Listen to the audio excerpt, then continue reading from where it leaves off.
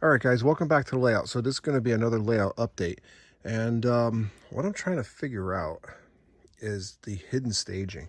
Now, if you look at where the track once went, this piece here that's went into there is this piece here. All right, so obviously you can see how far back everything is. So I'm basically reconfiguring everything. So what I did,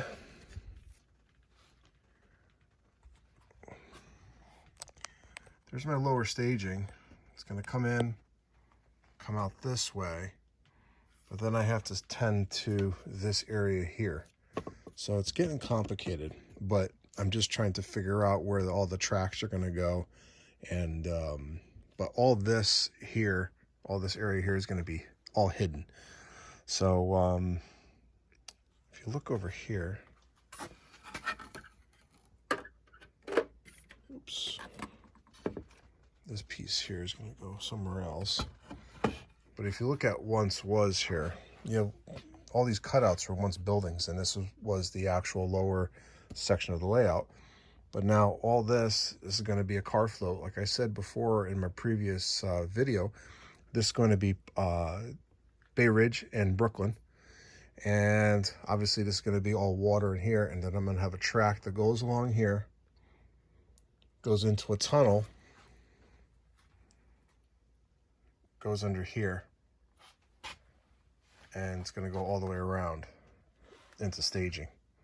All right, so this is going to be one of the ways to get into staging. And that track there, that's actually a template that Bob made for the layout, so I kept it because it's a 30-degree template, which is pretty cool. So you're going to be able to go from the Waterbury Yard into staging, and you're going to be able to go from Bay Ridge into staging. And I know this doesn't look like much, but trust me, it's going to look really good when I get done with it. I just got to figure out how complicated I want to make the track plan. So, and there goes my furnace. So, but anyway, we'll be back in a little bit.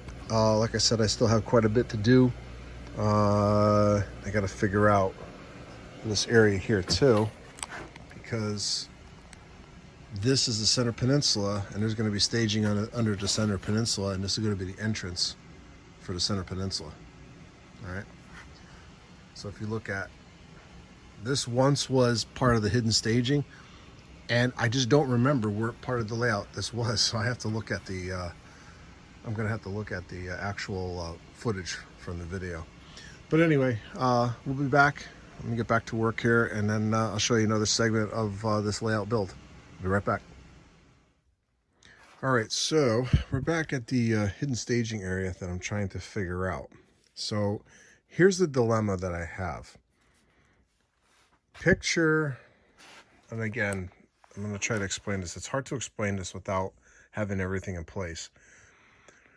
These sections here are not going to be visible for the rest of the layout. There's actually going to be another section right on top. So this is what you're looking at here, is the hidden staging. So having a track coming in here is fine. I got it to that mark there, and with that mark there, it gives me enough room through the whole peninsula for the tracks that I need for the Bay Ridge yard. I'm sorry, the Bay Ridge car float. What you're looking at here is the Bay Ridge yard. So now the train's going to come in, and it's all going to be stub end. So it'll be, obviously the engine will be first dragging the train out. But the problem with that is that it would have to do a reverse move, come back through here, up through here, into here. Now over here, there's a line here. I drew a line here for a reason. What I'm doing there is, this is how far the layout is actually going to come out. All right, so I'm actually going to be putting a brace right here. Okay. So I'm probably going to end up putting some type of tunnel portal there. So the line's going to come, again, the line's going to come through here. This is all hidden staging until it gets to this point. Then it's not hidden staging anymore. So essentially I have a double-decker layout with only a small portion being exposed. So call it with call it what you want, but technically it is a double-decker layout. So it's going to come through here. The line's going to come through here, hook into here, and then go to the Waterbury Yard area. So if I were to do that, the way the track plan is, so let's go back over here.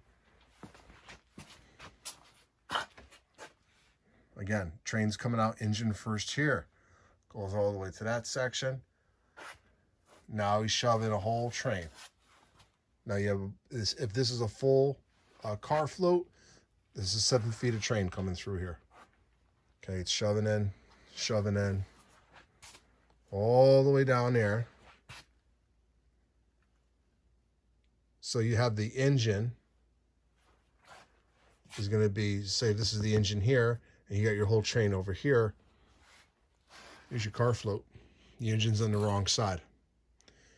So the solution to that is put a runaround in, but I don't have enough room to put a runaround in to run around, a full train.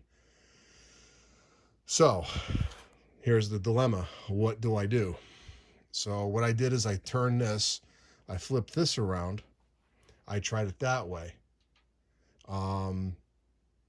That could work, but my only problem with that is I'm not sure I'm going to have enough room over here for the Y switch. So if you look at the way this is set up, you have a Y switch, and I'm going to have a track coming in from here, and I'm also going to put another track here. I'm going to have a small little siding here for 3 40-foot cars, and they're going to be for the idler cars or the reacher cars. I'm going to incorporate the use of idler cars or reacher cars for the purpose of not having an engine on the float. So it's what the prototype does, so I'm going to try to do it here as well. So anyway, having this Y here, having the lead track over here, I just don't have enough room to do this over here. So I have to set it up the way I originally had it. But the problem is that the way the wood is set up, or the pieces of wood that I have set up, I would have to set up the barge a different way. So what I'm going to do is I'm going to keep this here. I'm going to probably use this section here because I'm using all the sections. This is all part of the original hidden staging. All right, so I'm going to be using these sections here, and this right here is a template for a 30-degree or 30-inch radius. I'm going to have to tie something in over here, so I have to figure that out still. So that's where I'm at. So that's my dilemma here. So it's not really a big deal. It's just going to take a little bit longer to button this up. So that's what I got going on for hidden staging. All right, now let's go to dilemma number 2. So we're going to go to the other side. I'm going to show you what I stumbled across. And I want everyone to see this because if it happened to me, it could happen to anybody. And it's a pitfall that I caught before it became a pitfall. So we'll be right back. Let's head over to the dilemma number 2. All right, so one of the things I did want to show you since I was over here, this is all the scrap lumber when I took down the layout. So some of this will be used, some of it won't, but I didn't throw anything away because the price of lumber these days, it's insane, to say the least. So here's my dilemma. I have my oil tank here, all right, not a big deal. However, in about 15 to 20 years, this will be a big deal. So let me show you why. So this is the corner of the layout. All right, so that's the edge of the layout. Here's the wall or support joist for my house.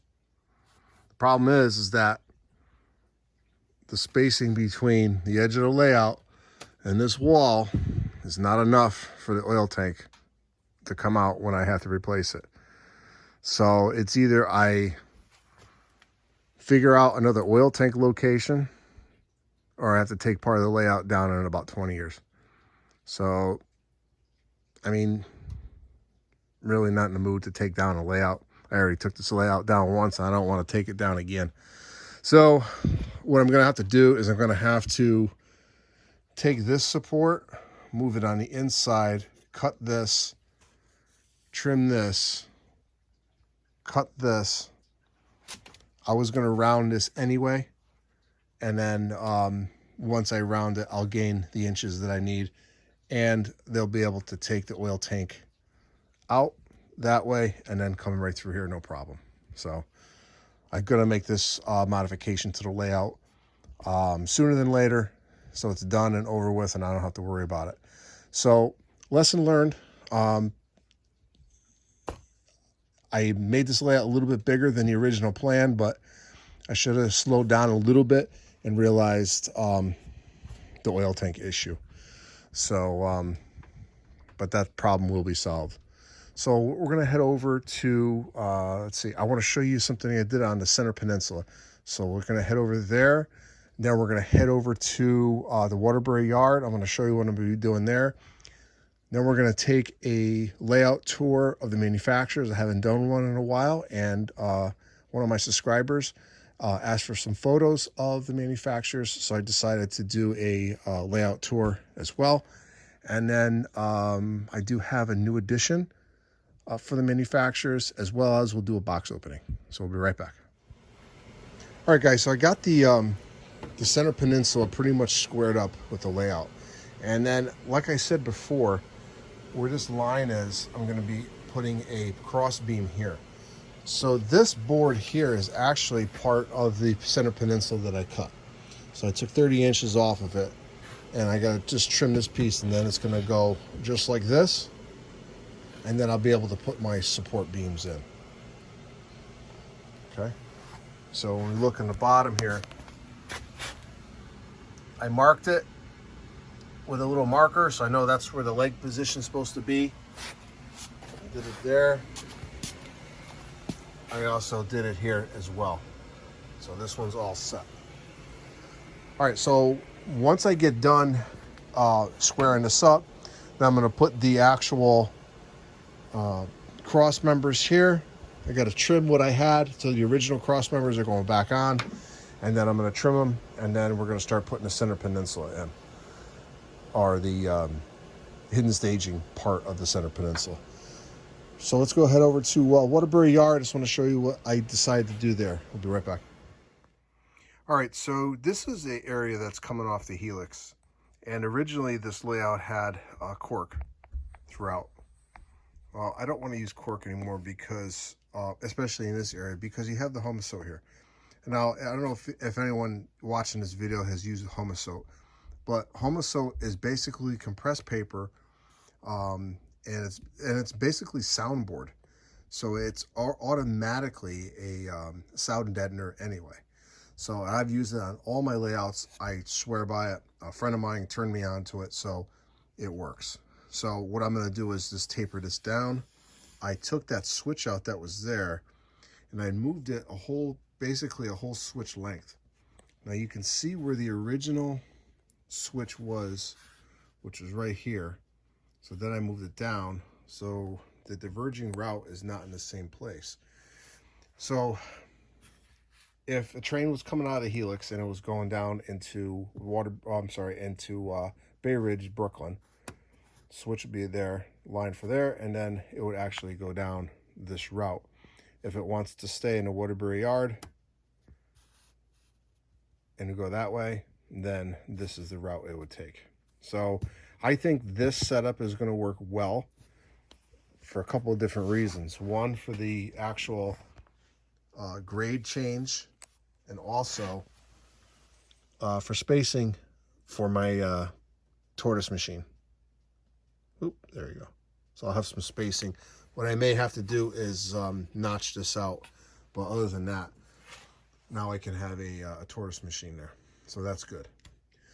So let's take a look at the other side of what I'm talking about and what I'm thinking about doing. This is still a work in progress. So give me 1 second. Let's head over to the Bay Ridge section. All right, so this is the entrance to the to Bay Ridge, coming from the Waterbury Yard area. Now, so the track is going to come through here, curve, and then hit that Y switch, which feeds the actual car float. So let's just move a couple of these items out of the way so you can actually see it. The only problem I'm having now, and this is one of the problems when taking somebody else's layout that had a track plan and trying to adapt your track plan to it. Not saying it can't be done, but you know, these times it shows to be challenging, but we'll get through it. So track's gonna come through here. This track here coming down, hooking into the Y is no problem. However, the main line coming to go to staging is. So what I may have to do is I may have to take this support and move this support over so this track can come in. And that's basically it. I mean, I just have to make some adjustments here, but I think that's going to work just fine. So what I'm thinking about doing is keeping this the way it is and then actually putting the Y in here so the train can come from Bay Ridge, go into staging, and then go back out and go into the Maybrook staging area and then loop around and go a different route back onto the layout. So it'll definitely add a lot of realism and then a lot of runtime to this layout. So I still have my work cut out over here, but it's slowly coming together. So I try to do about an hour or two a night on it and putting everything back together. So far it's working out well. All right, so let's head over to the manufacturers and then we'll do a quick layout tour there. I'm going to show you a new addition for the manufacturers and then we'll do a quick box opening. We'll be right back. All right, everybody. So before I get into the quick tour of the manufacturers, Georgia Sunbelt asked me a question, so I wanted to address that question. And his question was, are the two layouts that I have going to be connected? And the short answer is yes, they are. So what I'd done and what I had actually at the old layout was a lift bridge that went across a doorway. Well, what this lift bridge is going to do is going to go across two layouts. So where this pin is, this is where the main line will come in for the manufacturers. So grab the piece here. This thing is already built. It just has to be installed on the layout. And oops, it's backwards.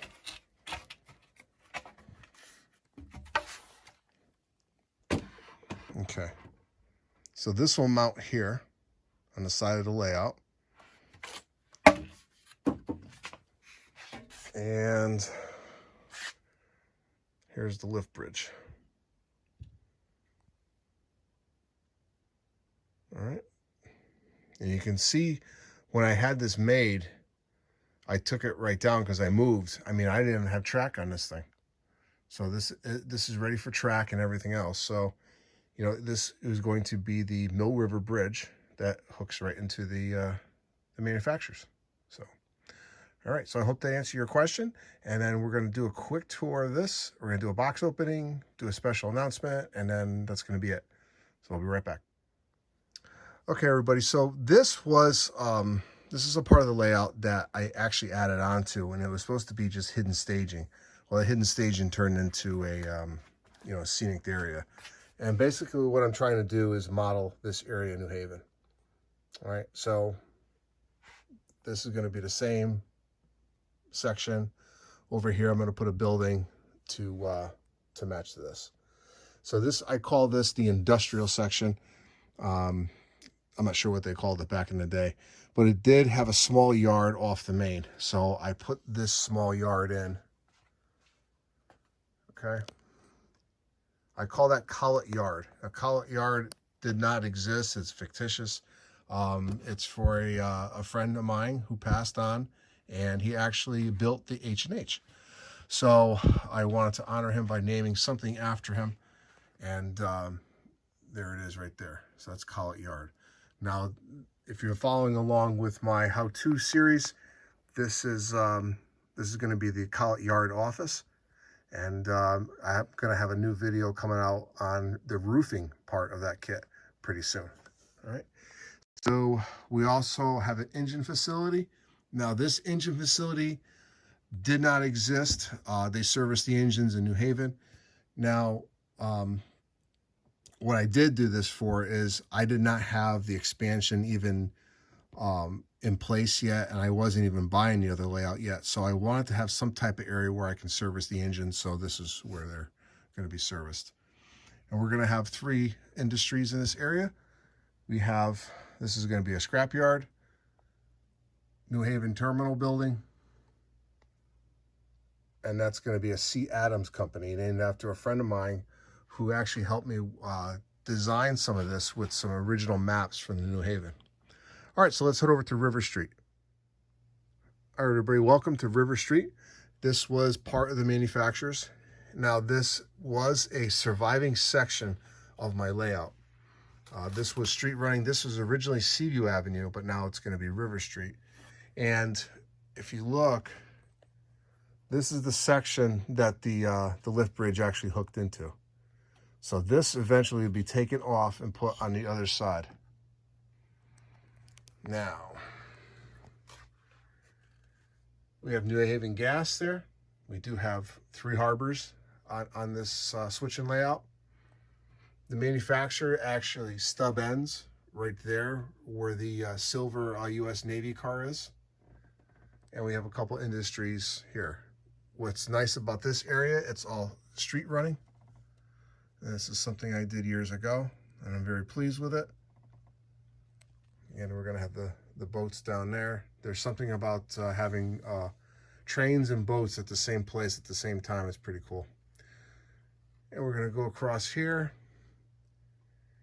And there is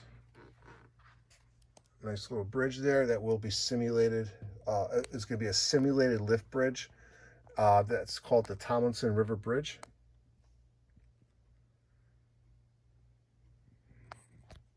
This must have floated in somewhere.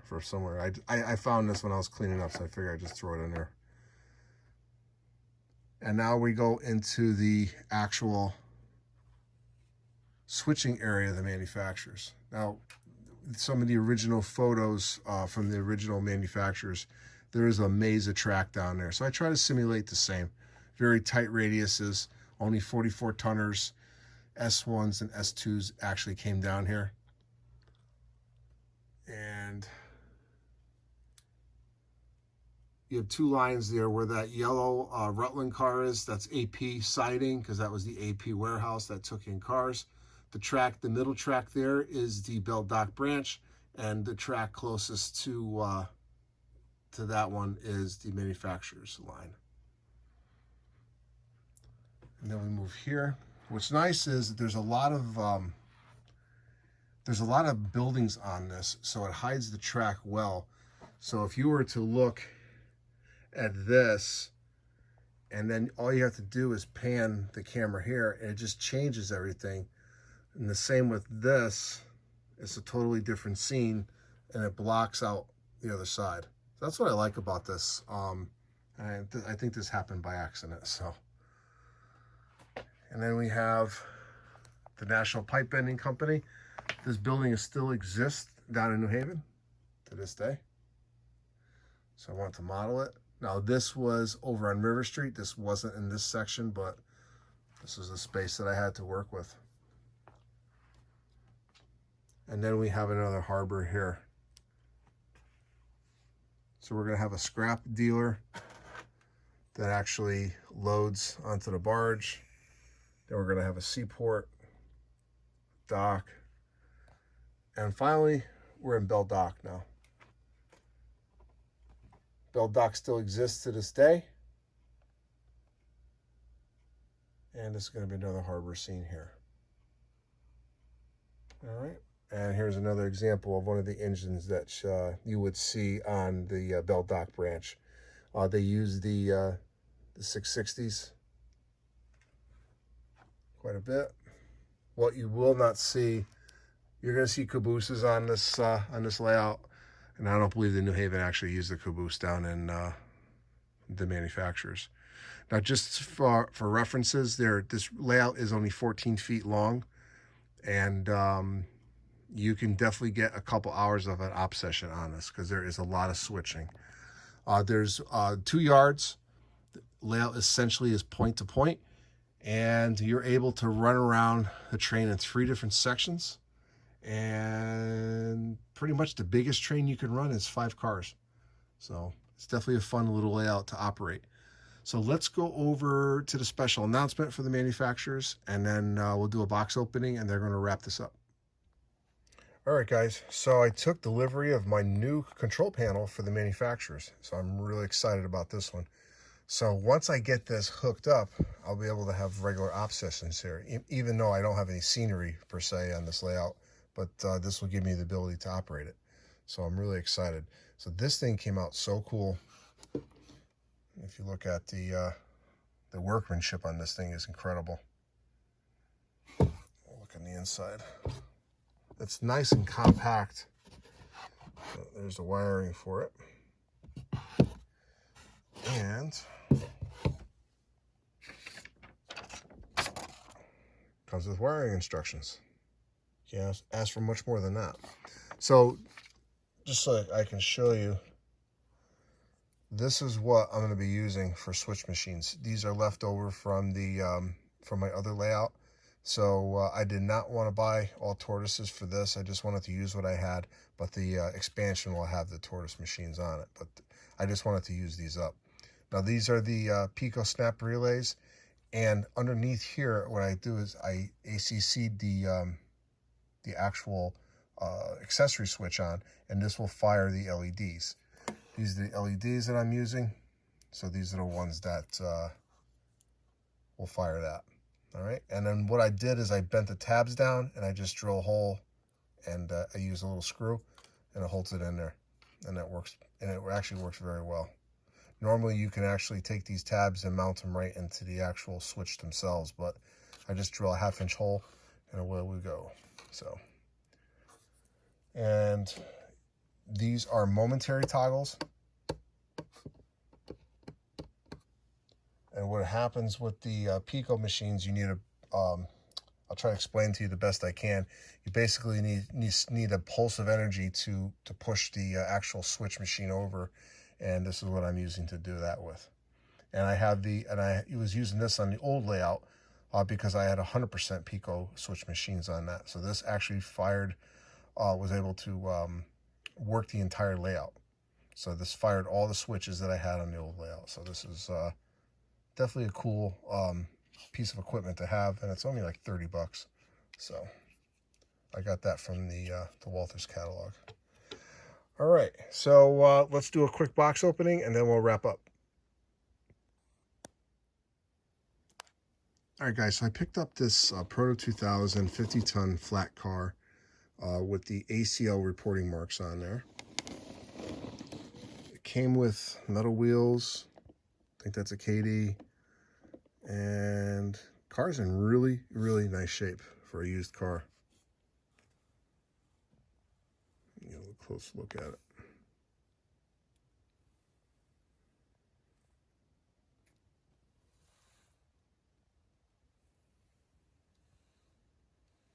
I think I paid like 15 bucks for it, so. But anyway, now it's got to find a nice load to put on it, tie it down, and then put it into service on the layout. So, very happy with that. All right, so really quick update on the channel. I'm going to be upgrading my studio where I build all of my models for all my plastic kits and the Craftsman kits. So I'm going to be coming out with a small mini series on what I'm doing to it. So stay tuned for that. And then once I'm aiming to have the bench work done on the big expansion by the end of summer. So once that happens, I'm going to need a lot of space to start building all these models that I have and start getting some of these models placed on the layout. So I'm going to be in full building mode probably by the end of summer. So that's my goal. So I hope you enjoyed this layout update. Thanks for all my subscribers who subscribe to the channel, and those that have not, please check out this channel, check out the other videos I offer, and if you like them, please subscribe. If you like this video, give me a thumbs up and make sure that you hit the bell so you can be notified when I upload a new video. So this is Ron at New Haven Rails. Thank you for watching. Have a great night and have a great weekend.